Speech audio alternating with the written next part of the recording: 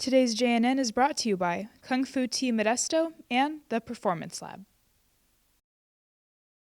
Good morning, Grigori High. Today is Friday, December 13th. I'm Carson Wells. And I'm Jay Ayala. Today on JNN, we learn more about technology in the classroom. We explore the dangers of vaping around campus. Check in with the drama department's Christmas-themed children's workshop. We present Grigori High's Teacher of the Year. And Bertiel Kurji is back in the sports box. All this and more on today's JNN.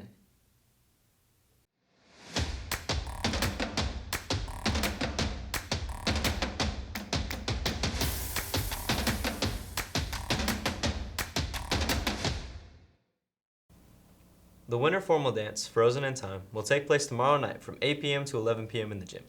Tickets are $35 and pictures take place from 5 p.m. to 9 p.m. in the dance room. Attention, freshmen, sophomores, and juniors.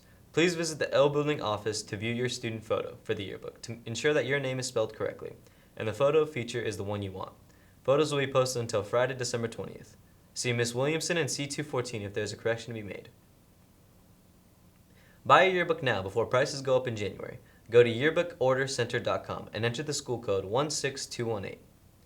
And now, we go to Sierra McDaniel to learn more about the vaping epidemic around campus. Sierra? Vaping and smoking have become a large part of our culture, whether it's in music, movies, or social media. With the release of Juul in 2015 and the legalization of marijuana in 2016, the largest group of teen smokers has emerged. These are the voices of students who vape. I mean, I've gotten caught in the bathroom. I stopped doing it. I've been offered it a couple of times when I was in middle school with close friends of mine. Nicotine is addictive, very addictive, but so is caffeine. With the development of new electronic cigarettes, people have been able to smoke anywhere and everywhere. In our own high school, students are caught daily all around campus with contraband. These devices are so targeted to young audiences that it's created an epidemic parents and school administration can no longer ignore. We spoke to the Tobacco Use Prevention Planning Coordinator, Charmaine Monte, in November to hear the message schools are trying to spread. There are a lot of myths out there. The tobacco industry, the vape industry, the marijuana industry, all of them, all they want is for students to buy their products and to use their products. And so they're putting out all these myths. They're lying about the way the products are affecting people. And so because students don't have the information, I feel that that's why they're using. They think that it's safe. So we're trying to do our best to get that information out and to help them. Because if they're educated, I feel that they will make the right choice. They just don't know what they're doing. They don't have an actual reason to try to be cool. Think about where you want your life to go. So if you're using these products, if it's marijuana, the trajectory of your life is going to shift completely. Over the last year, I've presented, it's probably been 10 or more different presentations. So we have 26 districts in the county, and we work with all of them. And they all realize that this is a vaping epidemic, and they want this information. So we're trying to do our best to get it out there. The school can't really do anything about it. Like, kids will still find their way around it. Because someone is young, they're able to quit a product so much easier than someone that's older. If what they feel they're using because they're bored, so we always say, okay, if you're bored, try and do something else. Try and get out of that headspace, whatever it is. It doesn't matter where it happens. Peer pressure is going to happen. If they're using because they're hanging around a group of friends and all their friends are using, maybe it's time to find a new group of friends. So there's a lot of different alternatives that we can look at. So hopefully that helps a little bit. It's obvious that school officials and students have different opinions on vaping, but we should all agree that school is no place for these substances. If you're finding it hard to quit smoking or vaping, seek help from a friend or adult you trust. This has been Sierra McDaniel reporting for JNN. If you are currently enrolled in a fall course at MJC, please see Ms. Ovalle in the Career Center. Seniors, if you attended the Gallo Gateway presentation, the deadline to turn in your application is December 20th. Last Saturday, our drama department hosted a workshop titled The Walnut Crew, a spinoff of the classic Charlie Brown Christmas with local elementary school and junior high students. Let's take a look at how it went. Today we did a kids workshop, our PAW, and we taught children the love of theater and how to perform on stage. This is our fourth. At a PAW, we invite our elementary students to come and learn a little bit about the theater. And it is a student-directed, student-run day. To prepare for the show, we had a couple workshops. We had a sugar cookie station and ornaments along with a coloring station. And that was to teach them like art and how to do props. For actually on stage, we taught the students songs. We taught them Jingle Bells, Hark the Herald Angels, and Christmas Time is Here. We also taught them a dance for the song Jingle Bells for them to perform on stage, and to teach them how to do acting, we let them play charades in a workshop. I thought it was great. It's heartfelt, so it's really nice to get everyone in the Christmas spirit and have our students teaching the younger kids and have that experience as well, working together. I hope these kids learn a love for theater, something that's very important to me, and our department isn't very well known in the school, so I hope that these kids are able to come to Grigori when they are old enough and help expand our department with their love for theater as well. Grigori Journalism is hosting 2 workshops in early 2020, the first on February 8th and the second on March 14th. If you are interested in the world of journalism, interested in joining the newspaper staff or JNN next school year, or both, stop by C205 or C110 to speak with Ms. McDougall or Mr. McCarthy to sign up.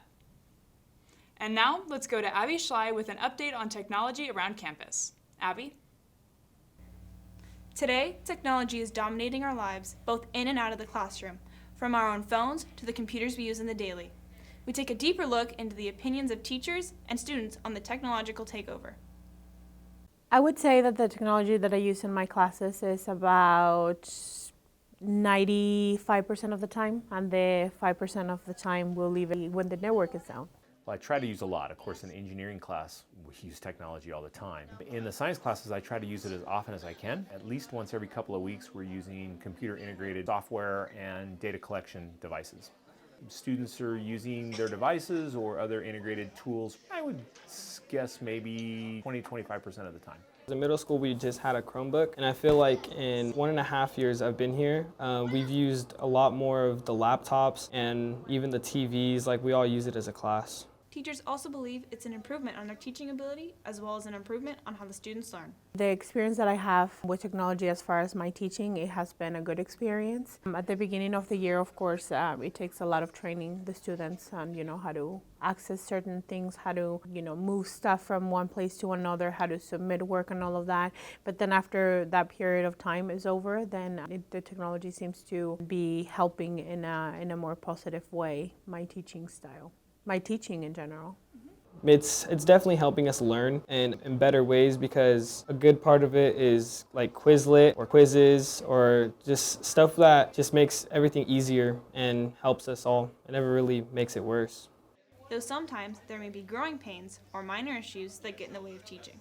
There's always hiccups. There's problems associated with connectivity. There's problems associated with glitches in the machinery, of course, but I would say for the most part it's worked pretty well. When we have any kind of internet connectivity problems with Schoology or such, yeah, it creates real problems, and it has. At the end of the day, technology is seen as a sort of blessing and also a learning experience to the workplace and how things operate in the world.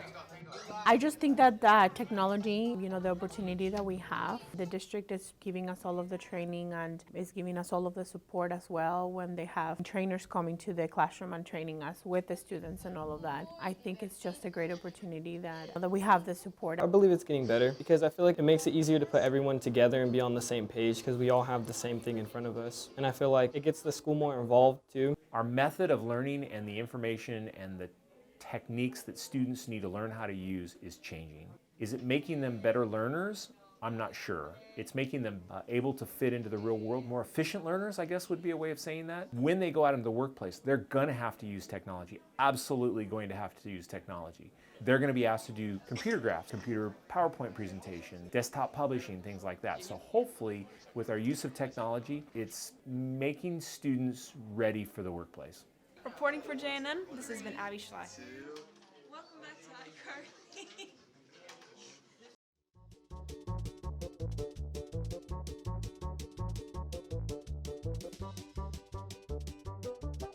What's up, Jags? I'm Lisa Youssef, bringing you a second installment of Lisa on the Lookout. How did you find out that Santa isn't real? Oh man, I was like 16. And I walked downstairs, and my mom was putting stuff in my stocking, and I was all kinds of confused. It was bad. It was really bad. I was born and I knew it wasn't real. I found out because my mom told me that Santa was a sad excuse to get parents to spend more money for Christmas. Oh my goodness. Santa's not real? No,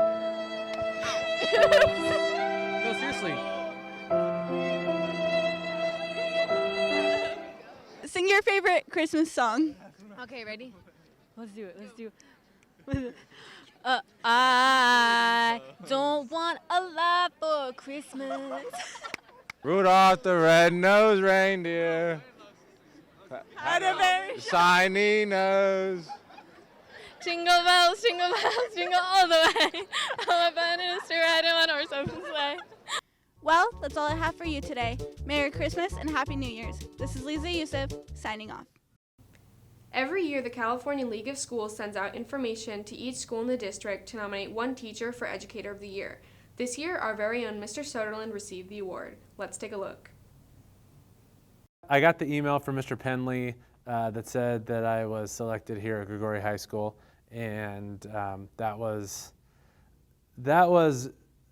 made me feel fantastic, quite frankly, because Grigori High School has an amazing faculty and an amazing staff. Everybody who works here is awesome, and to be able to be selected from all the teachers here was amazing. Some of the contributing factors that led to him, he works well with students, he works well with other teachers, he builds great relationships. The why he went into teaching is an impactful one. I wanted to be a baker at one point. I really enjoyed baking, and then somebody told me that they have to get up like at 3 o'clock in the morning, and I didn't want to be a baker after that. He really has a heart for students not only in the classroom but outside the classroom, and he really kind of encapsulates what you want to see, a well-rounded teacher. All nominated teachers get together for an honorary dinner at the Del Rio Country Club, where they are given a time limit and a prompt to answer for a group of principals to judge. It was a super fun night. It was a very inspiring night for me. There was 12 other teachers who were nominated from their schools, and got to listen to all of them. It was just really, as a teacher, to hear all those, it was really, really nice. Because Mr. Soderland won for our region, he will be moving on to state in January. All the regions send their nominee to the state conference, which this year is held in Monterey. At that conference, they hold a special reception dinner for the Educator of the Years from the various regions. My advice to him is be you, be Mr. Soderland. And everyone in our region recognize what an amazing educator he is, and so it would be an honor to see him recognized at the state level, because we know who he is and what an impact he has on this school and students and athletes on this campus. Leadership would like to thank you for all the letters to Santa. In total, we turned in 100,847 letters. Congratulations to Mr. Beeman's second period class for winning this donut party with over 42,000 letters. The Fall Dance Concert's final show is tonight in the NPR at 7. Make sure to go support our talented dancers. Today is the start of our JV boys soccer tournament. Match times are as follows. Jags play at noon and at 2, Saturday at 10 a.m. Final tournament match is scheduled for 12:30. Good luck, boys. And now, Pratila Kurji is back in the sports box. What's up, Jags? I'm Bertil Kurji, coming at you from right here in the Winter Sports Box.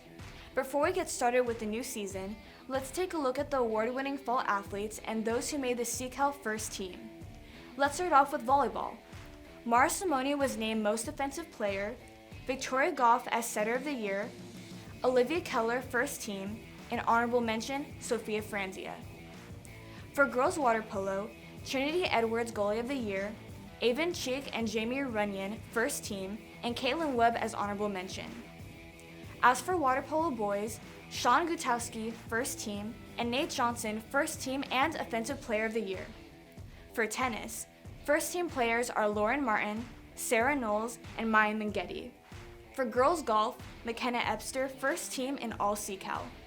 Now on to the first team football athletes. Titus Riney, running back, Ralph Cordaway, offensive line, John Froman, defensive line, Jeff Hoffman, inside linebacker, Mario Hernandez, defensive back, and Joseph Yeager, punter. As for boys cross country, Jackson Dushla, first team. And finally, the girls cross country first team runners are Madison Cackley, Chloe Cook, and Lexi Gomez. Cackley and Cook were the final fall athletes to compete this year, after qualifying for the Division I state meet. Here is Jenny Lynn Carrillo with the story.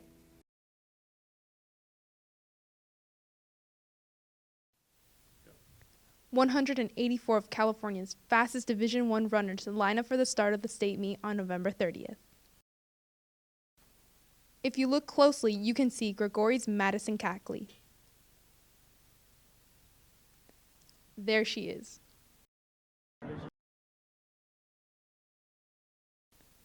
Our top freshman runner also made it to state, Chloe Cook. That's her right there. Cackley sprinted out to join the front pack early.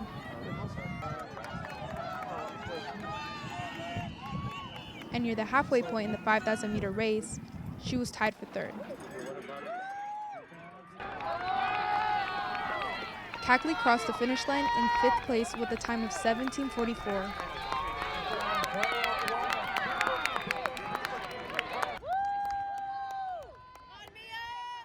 Cook finished with a time of 18:45, placing 51st.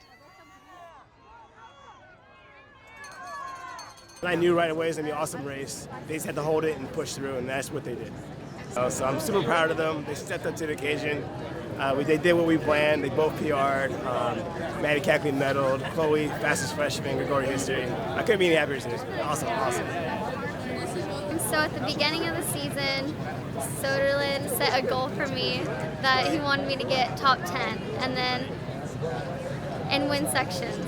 And then once I won sections, he changed that goal for me and made it top 5. So top 10 was the gold goal, and then top 5 was platinum goal. We wanted to get a top 10, but we kind of thought that was kind of a sure thing. Nothing's a sure thing, but we were pretty confident she was going to get that. So then we were like, hey, let's go for top 5. And she was 4th place at the 2 mile, and we're like, man, if she can hold this, then she's gonna do it. A super fast race. The first mile, I believe Maddie opened up at 5:20. Chloe opened at 5:40. I'm proud of myself and just knowing that all that work and time paid off in the end. Maddie's only a junior. We have a group of young ladies right behind them, so definitely looking to bring a team here next year. So shout out to all the girls. Work hard. But I don't know yet. I don't know what the limit is, but these girls are excited. I'm excited. It's a good year. Reporting for JNN, this has been Jenny Lynn Carrillo. The time has come for winter sports. Let's start off with girls basketball. Gregori played against Lathrop High last Tuesday. With 4 starters injured, it was up to 7 players to win this pre-league game. The girls won 37-30. Good job, Jags. The next varsity game is at Gregori against Houston at 7:15 p.m. Now on to boys basketball. Gregori defeated Burbank 79-74 on Wednesday during the first game of the Mark Gallo Invitational Tournament at Central Catholic High School. Shout out to sophomore Kyle Monk for delivering multiple threes. The Jags are undefeated in their pre-league season. Way to go, boys. Last night, our girls soccer team played against Manteca High at home. In the first half, Layla Ray scored Gregori's first goal, followed by 2 goals from Manteca. Cameron Smithers tied the game in the second half. Final score, 2-2. Great game, Jags. Boys soccer. Gregori beat Ripon 7-2 last Tuesday at Stouffer Park. The Jags made 5 goals in the first half with only 1 point scored by the Indians. Halftime score, 5-1. Ivan Ramirez scored from a penalty kick in the second half, followed by another goal from Ripon as shown. This is Zachariah Collins passing to Aziel Suarez, who assisted Tyler Creasy in the last goal of the game. Final score, 7-2. The boys also beat Tracy on Wednesday, December 11th. Great job, Jags. Boys wrestling went head-to-head against the Central Valley Hawks on Tuesday, December 3rd. Standout wrestlers consist of Renee Delgado, Felix Declan, Jonathan Crespin, and Aiden Winfrey. At the end of the night, the Jags won by 6. Final score, 42-36. Come out on the 20th to support our wrestlers in the Mike Tamara Invitational at MJC. Good luck on the mat, Jags. Well, that's it for the last Sports Box of 2019. I'm Ratil Kurji. See you next year. Thanks, Patu. That's all for 2019. See you in 2020. On behalf of the JNN staff, Happy holidays.